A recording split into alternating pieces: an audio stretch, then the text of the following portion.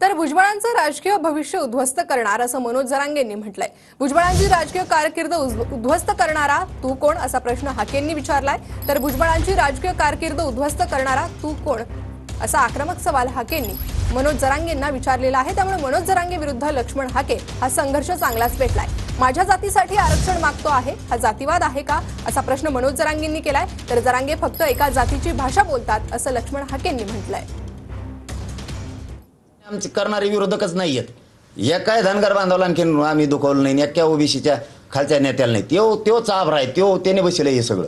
आणखीन त्याला एक दोन नवीन जोड भेटले, ते एवलेवाल्याला 2 जोड भेटलेत। आणखी शाळा करतो, तुला जर राजकीय करिअर मधून नाही उठिलं ना तर नाव बदलून ठेवून तू किती पळतो बघतो मी, तो ऐकर।